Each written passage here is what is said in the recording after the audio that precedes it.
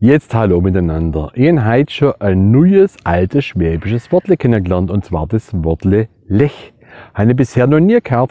Ich war heute Mittag bei meinem Nachbarn, der beim Munde, und habe ihm einen Holzbalken gekrittelt. Dann sagt er zu mir: hey Axel, hör auf mit Ritteln, der Holzbalken ist schlecht. Dann sage ich: wieso, der ist doch noch gut.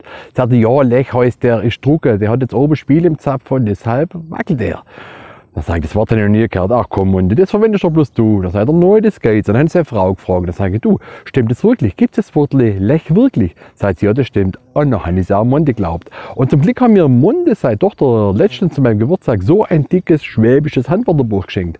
Und da habe ich drin geguckt und da steht drin: Lech steht wirklich für, wenn Holz austrocknet, wenn es rissig wird.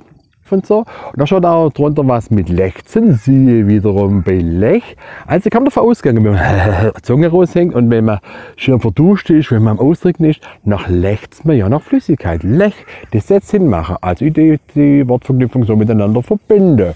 Also Leute, man lernt nie aus und ich wünsche Ihnen bis zum nächsten Mal. Tschüssle und Ade.